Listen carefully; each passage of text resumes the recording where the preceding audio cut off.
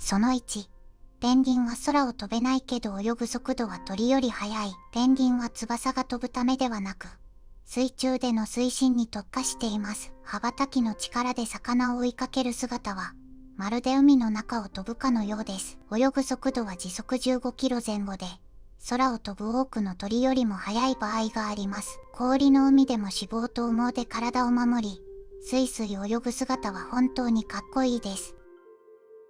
その2、カンガルーは、後ろに歩けない。カンガルーの後ろ足は強力で、ジャンプに特化しています。後ろに蹴り出せないため、後退はほとんどできません。前足で体を支えながら跳ねる動作は独特で、見る人を微笑ませます。日常生活では不便でも、広いオーストラリアの草原ではこのスタイルが最も効率的なのです。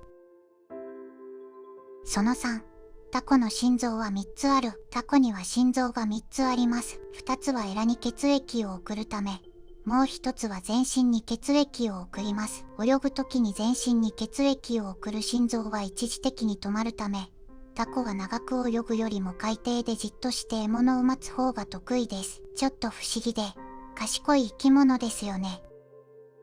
その4、コアラの指紋は人間とほぼ同じ。コアラの指紋は、人間の指紋と非常に似ており、専門家でも間違えるほどです。これは机上で枝をつかむ能力を高めるために進化した結果です。もし法医学の現場で間違ってしまったら、なんて想像すると少し笑えてしまいますね。その後、怠け者の動きの遅さには理由がある。怠け者は動きが非常に遅く、一日中木の上で過ごすことが多いです。その理由は消化が遅いためで、エネルギーを節約する必要があるからです。ゆっくりでも、生活に無理がないペースで生きているんですね。その1、バナナは実はベリー類。バナナは見た目から果物の仲間だと思われがちですが、分類上はベリー類です。植物学的には、種子が果実の中に散らばっていることがベリーの条件で、バナナはこれに当てはまります。普段食べている黄色いバナナも、実は小さな種が元になっているんですよ。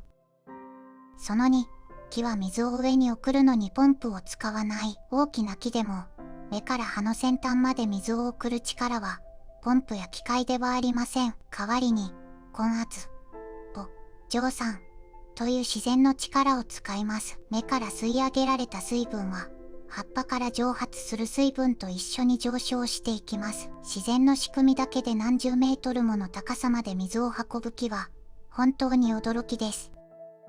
その3、サボテンは水を最大 90% 貯められる。砂漠の植物として知られるサボテンは、乾燥に耐えるため体内に大量の水を蓄えます。種類によっては、体重のほとんどが水分という場合もあります。そのため、雨が降った時に一気に吸水し、長期間の乾燥を乗り越えることができるのです。その4、雲は意外と重い。雲は空に浮かんでいる軽いものだと思いがちですが、実は1立方メートルあたり1トン近くの水分を含むことがあります。それでも空に浮かんでいるのは、水滴が小さすぎて重力に引かれにくいからです。雨になると、その水滴が集まって落ちてくるのですね。その後、季節の風が植物に与える影響。風は単に葉を揺らすだけではなく、植物の成長や花粉の飛散に大きな影響を与えます。例えば、強風が吹く地域では、木は枝を低く広げて安定させる形に成長します。自然の力に植物が柔軟に適応していることがわかります。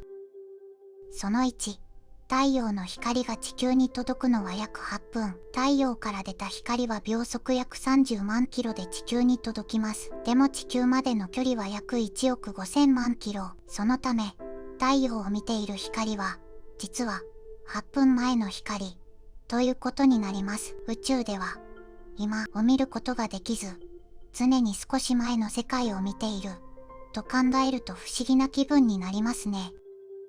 その2、火星の1日は24時間39分。火星の1日は地球より少し長く、約24時間39分です。もし火星で生活すると、毎日39分ずつ地球の時間とずれていくことになります。科学者は火星探査ミッションでこの時間差を考慮し、ローバーの活動時間を調整しています。その3、ブラックホールは光さえも逃げられないが影は見える。ブラックホールの重力は非常に強く、光でさえ脱出できません。しかし、周囲の物質や光が吸い込まれる前に曲がるため、影の輪郭として存在を観測できます。宇宙で直接目に見えないものでも、科学の力で存在を証明できるのは本当に驚きです。その4、宇宙は完全な真空ではない。宇宙は真空とよく言われますが、実際は完全な真空ではありません。ごくわずかですが水素やヘリウムなどのガスが存在しています。密度は地球の大気の何兆分の1ほどで、人間の感覚では感じられませんが、これが宇宙の現象に大きく影響しています。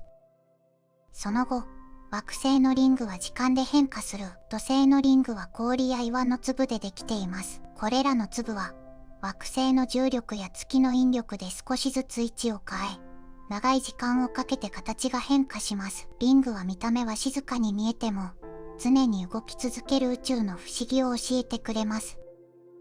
その1、カップラーメンの蓋にある小さな突起。カップラーメンの蓋の端に小さな突起があるのを見たことありますか？あれは実は、蓋を閉じやすくするための工夫なんです。突起の部分を軽く折ると、蓋がしっかり止まって熱で開きにくくなります。メーカーのちょっとした気遣いですが、知ってると地味に便利です。その2、エレベーターの開くボタンを押し続けると、エレベーターの開くボタンは押し続けている間だけドアを開ける仕組みになっています。ただし、地域やメーカーによっては押しても効果がない場合もあるんです。非常時用にしか使えないエレベーターもあり、絶対に効くわけではないというのが意外と知られていません。その3、シャーペンの芯の濃さ。B はブラックではない。鉛筆やシャーペンの芯には HB や 2B などがありますよね。B はブラックではなくブラックレッド、黒鉛の濃さを表しています。数字が大きくなるほど柔らかく濃い線が描けるようになるんです。逆に H はハードで、数字が大きいほど硬くて薄い線になります。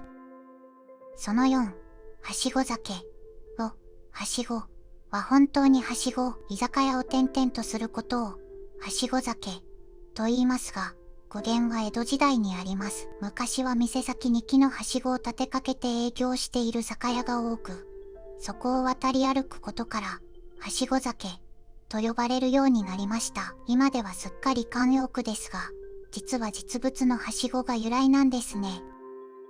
その後、電子レンジで温める時のラップの向き。ラップには内側と外側があるのを知ってますか？粘着性が高い面と低い面があり、メーカーは外側がくっつきやすいように作っています。なので、正しくかけるとラップはピタッとくっつきます。反対にすると、いくら押さえても浮いてしまうことがあるんです。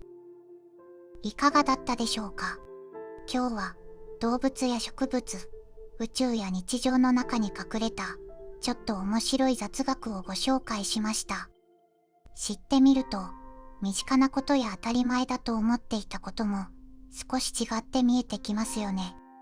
もし今日のお話が面白かった、また聞きたいと思っていただけたら、ぜひチャンネル登録や高評価で応援してください。それでは、次回の雑学でまたお会いしましょう。